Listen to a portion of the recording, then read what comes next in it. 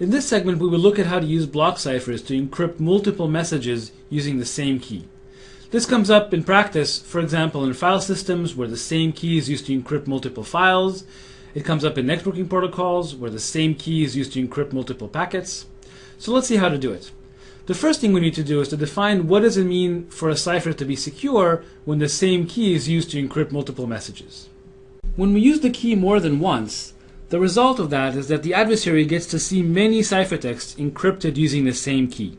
As a result, when we define security, we're going to allow the adversary to mount what's called a chosen plaintext attack. In other words, the adversary can obtain the encryption of arbitrary messages of his choice.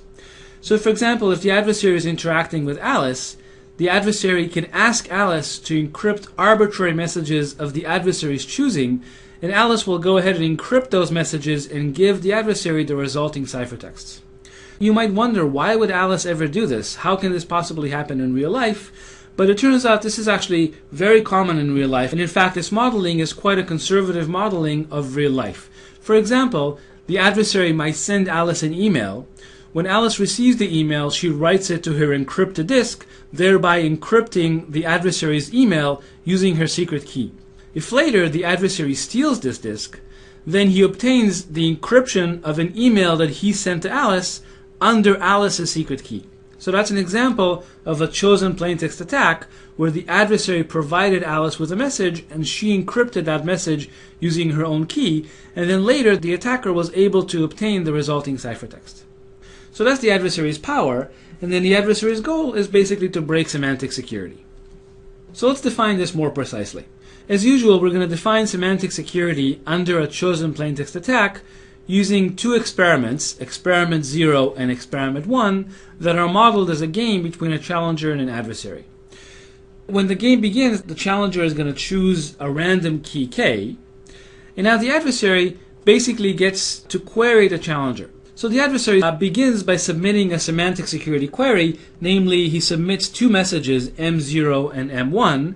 I added another index, but let me ignore that extra index for a while. So the adversary submits two messages, M0 and M1, that happen to be of the same length, and then the adversary receives the encryption of one of those messages, either of M0 or of M1. In experiment 0, he receives the encryption of M0. In experiment 1, he receives the encryption of M1. So far this would look familiar. This looks exactly like a standard semantic security game. However, in a chosen plaintext attack, the adversary can now repeat this query again. So now he can issue a query with two other chosen plaintext, again of the same length, and again he would receive the encryption of one of them. In experiment 0, he would receive the encryption of M0. In experiment 1, he would receive the encryption of M1. And the attacker can continue issuing queries like this. In fact, we'll say that he can issue up to Q queries of this type. Again, remember, every time he issues a pair of messages that happen to be of the same length, and every time he either gets the encryption of the left side or the right side. Again, in experiment 0, he will always get the encryption of the left message. In experiment 1, he will always get the encryption of the right message. And then the adversary's goal is basically to figure out whether he is in experiment 0 or in experiment 1. In other words, whether he was constantly receiving the encryption of the left message or the encryption of the right message. So in some sense, this is a standard semantic security game, just iterated over many queries that the attacker can issue adaptively one after the other. Now, the chosen plaintext attack is captured by the fact that if the attacker wants the encryption of a particular message M, what he could do is, for example, use query J for some J, where in this query J he'll set both the 0 message and the 1 message to be exactly the same message M. In other words, both the left message and the right message are the same, and both are set to the message M. In this case, what he will receive, since both messages are the same, he knows that he's going to receive the encryption of this message M that he was interested in. So this is exactly what we meant by a chosen plaintext attack, where the adversary can submit a message M and receive the encryption of that particular message M of his choice. So some of his queries might be of this chosen plaintext flavor, where the message on the left is equal to the message on the right, but some of the queries might be standard semantic security queries, where the two messages are distinct, and that actually gives him information on whether he's in experiment 0 or in experiment 1.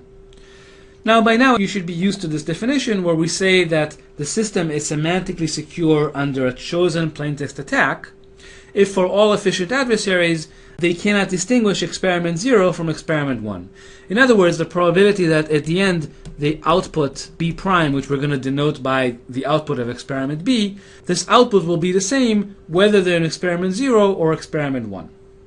So the attacker couldn't distinguish between always receiving encryptions of the left messages versus always receiving encryptions of the right messages. So in your mind, I'd like you to be thinking of an adversary that is able to mount a chosen plaintext attack, namely be given the encryption of arbitrary messages of his choice, and his goal is to break semantic security for some other challenge ciphertexts. And as I said, this game models the real world where the attacker is able to fool Alice into encrypting for him messages of his choice, and then the attacker's goal is to somehow break some challenge ciphertext.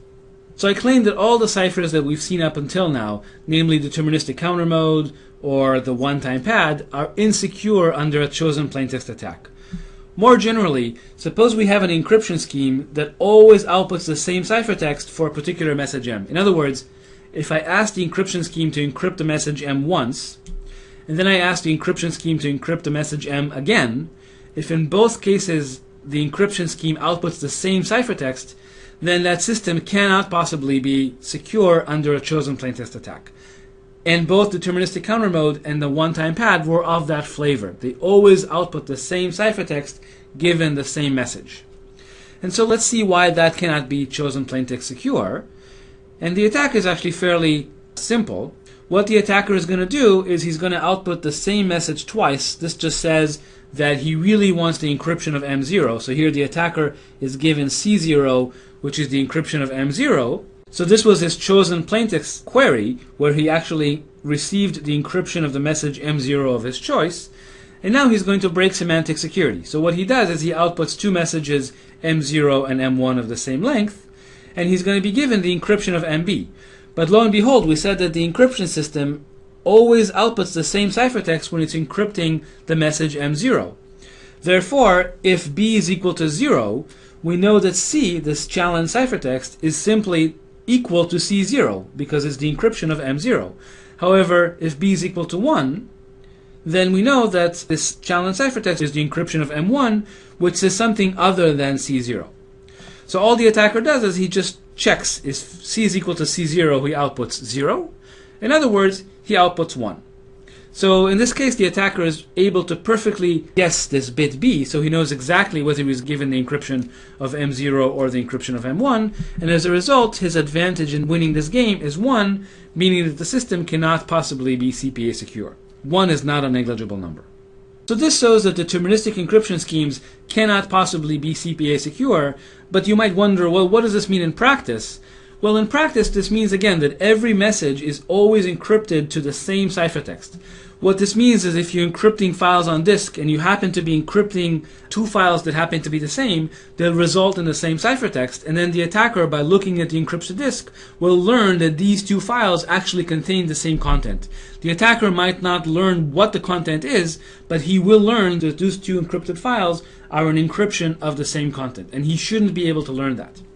Similarly, if you send two encrypted packets on the network that happen to be the same, the attacker will not learn the content of those packets, but he will learn that those two packets actually contain the same information. Think, for example, of an encrypted voice conversation. Every time there's quiet on the line, the system will be sending encryptions of 0. But since encryptions of 0 are always mapped to the same ciphertext, an attacker looking at the network will be able to identify exactly the points in the conversation where there is quiet, because he will always see those exact same ciphertexts every time.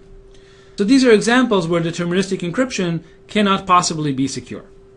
And as I say, formally we say that deterministic encryption cannot be semantically secure under a chosen plaintext attack.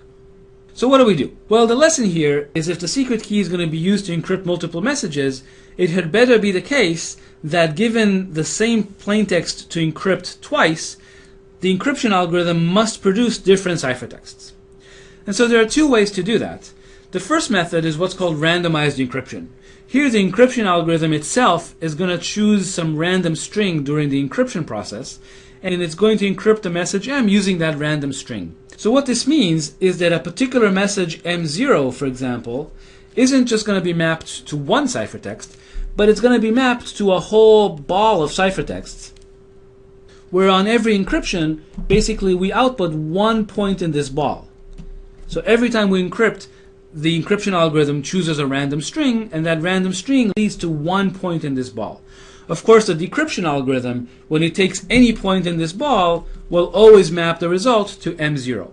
Similarly, the ciphertext M1 will be mapped to a ball, and every time we encrypt M1, we basically output one point in this ball, and these balls have to be disjoint so that the encryption algorithm, when it obtains a point in the ball corresponding to M1, will always output the message M1.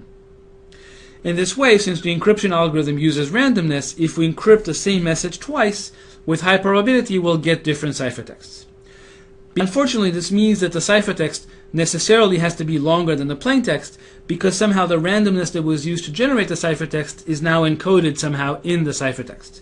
So the ciphertext takes more space. And roughly speaking, the ciphertext size is going to be larger than the plaintext by basically the number of random bits that were used during encryption.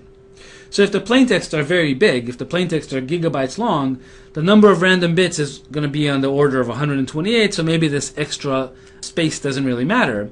But if the plaintexts are very short, maybe they themselves are 128 bits, then adding an extra 128 bits to every ciphertext is going to double the total ciphertext size, and that could be quite expensive.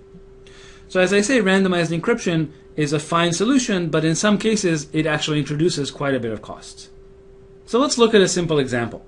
So imagine we have a pseudo-random function that takes inputs in a certain space R, which is going to be called a nonce space, and it outputs in the message space.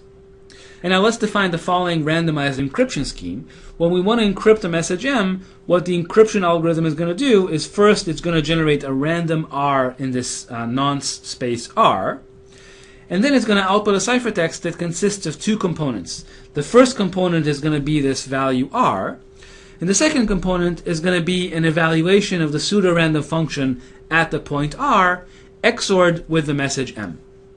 And my question to you is this encryption system semantically secure under a chosen plaintext attack? So the correct answer is yes, but only if the nonce space R is large enough so that little r never repeats with very, very high probability. And let's quickly argue why that's true. So first of all, because f is a secure pseudo-random function, we might as well replace it with a truly random function. In other words, this is indistinguishable from the case where we encrypt the message M using a truly random function little f evaluated at the point R and then XORed with M. But since this little r never repeats, every ciphertext uses a different little r, what this means is that the values of f of r are random, uniform, independent strings every time. So every time we encrypt a message, we encrypt it essentially using a new uniform random one-time pad. And since XORing a uniform string with any string simply generates a new uniform string, the resulting ciphertext is distributed as simply two random uniform strings. I'll call them R and R prime. And so both in experiment 0 and in experiment 1, all the attacker gets to see are truly uniform random strings R, R prime. And since in both experiments the attacker is seeing the same distribution, he cannot distinguish the two distributions. And so since security holds completely when we're using a truly random function, it's also going to hold when we're using a pseudo-random function. Okay, so this is a nice example of how we use the fact that a pseudo-random function behaves like a random function to argue security of this particular encryption scheme. Okay, so now we have a nice example of randomized encryption. The other approach to building chosen plaintext secure encryption schemes is what's called nonce-based encryption. Now, in a nonce-based encryption system, the encryption algorithm actually takes 3 inputs rather than 2. As usual, it takes the key and the message, but it also takes an additional input called a nonce. And similarly, the decryption algorithm also takes the nonce as input and then produces the resulting decrypted plaintext. So what is this nonce value n? This nonce is a public value. It does not need to be hidden from the adversary, but the only requirement is that the pair key comma nonce is only used to encrypt a single message. In other words, this pair k comma n must change from message to message. Then there are 2 ways to change it. One way to change it is by choosing a new random key for every message, And the other way is to keep using the same key all the time, but then we must choose a new nonce for every message. And as I said, I want to emphasize again, this nonce need not be secret and it need not be random. The only requirement is the nonce is unique. And in fact, we're going to use this term throughout the course. A nonce for us means a unique value that doesn't repeat. It does not have to be random. So let's look at some examples of choosing a nonce. Well, the simplest option is simply to make the nonce be a counter. So for example, in networking protocol, you can imagine the nonce being a packet counter that's incremented every time a packet is sent by the sender or received by the receiver. This means that the encryptor has to keep state from message to message, namely it has to keep this counter around and increment it after every message is transmitted.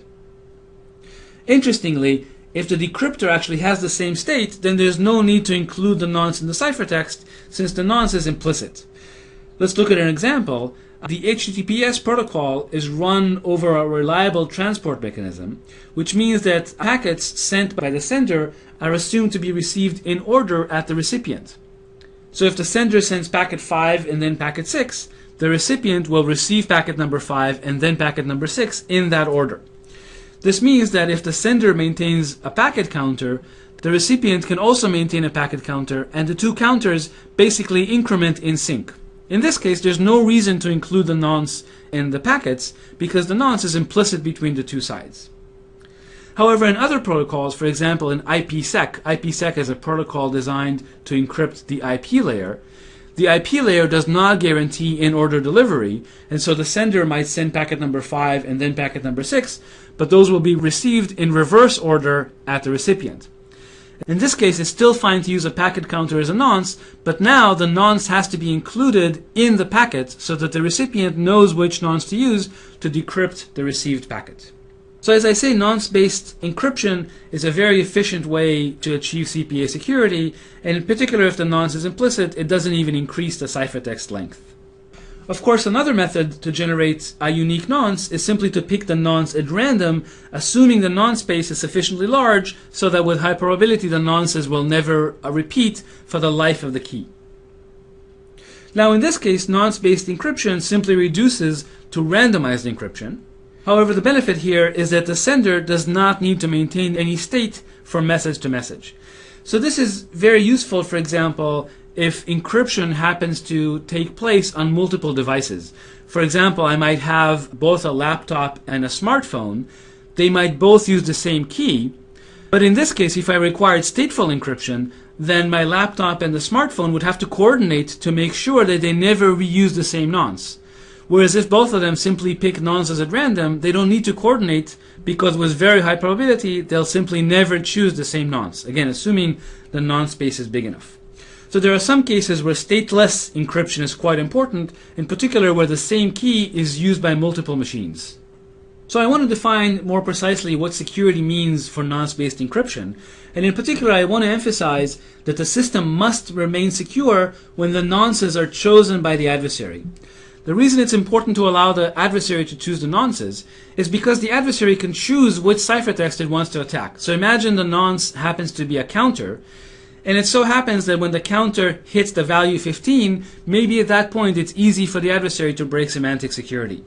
So the adversary will wait until the 15th packet is sent, and only then he will ask to break semantic security.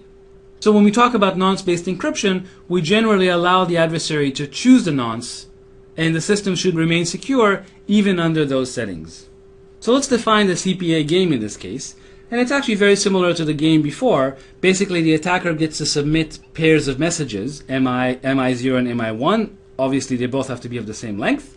And he gets to supply the nonce. And in response, the adversary is given the encryption of either MI0 or MI1, but using the nonce that the adversary chose. And of course, as usual, the adversary's goal is to tell whether he was given the encryption of the left plaintext or the right plaintext.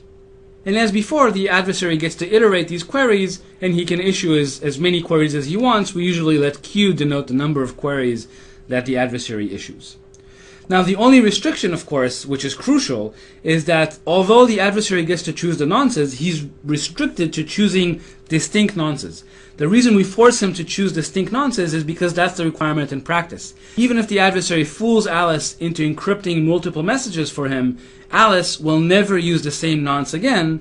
As a result, the adversary will never see messages encrypted using the same nonce, and therefore, even in the game, we require that all the nonces be distinct. And then, as usual, we say that the system is a nonce-based encryption system that's semantically secure under a chosen plaintext attack if the adversary cannot distinguish experiment 0, where he's given encryptions of the left messages, from experiment 1, where he's given encryption of the right messages. So let's look at an example of a nonce-based encryption system. As before, we have a secure PRF that takes inputs in the nonce space R and outputs strings in the message space M. Now, when a new key is chosen, we're going to reset our counter R to be 0. And now when we encrypt a particular message M, what we'll do is we'll increment our counter R and then encrypt the message M using the pseudo-random function applied to this value R. And as before, the ciphertext is going to contain two components, the current value of the counter and then the one-time pad encryption of the message M. And so my question to you is whether this is a secure, nonce-based encryption system. So the answer, as before, is yes, but only if the nonce space is large enough, so as we increment the counter R, it will never cycle back to 0, so that the nonces will always be unique. We argue security the same way as before. Because the PRF is secure, we know that this encryption system is indistinguishable from using a truly random function. In other words, if we apply a truly random function to the counter and XOR the results with the plaintext M. But now, since the nonce R never repeats, every time we compute this f of R, we get a truly random, uniform, and independent string, so that we're actually encrypting every message using the one-time pad. And as a result, all the adversary gets to see in both experiments are basically just a pair of random strings. So both in experiment 0 and in experiment 1, the adversary gets to see exactly the same distribution, namely the responses to all his chosen plaintext queries are just pairs of strings that are just uniformly distributed, and this is basically the same in experiment 0 and experiment 1, and therefore the attacker cannot distinguish the two experiments. And since he cannot win the semantic security game with a truly random function, he also cannot win the semantic security game with the secure PRF. And therefore the scheme is secure. So now we understand what it means for a symmetric system to be secure when the key is used to encrypt multiple messages. The requirement is that it be secure under a chosen plaintext attack. And we said that basically the only way to be secure under a chosen plaintext attack is either to use randomized encryption or to use nonce-based encryption where the nonce never repeats. And then in the next two segments, we're going to build two classic encryption systems that are secure when the key is used multiple times.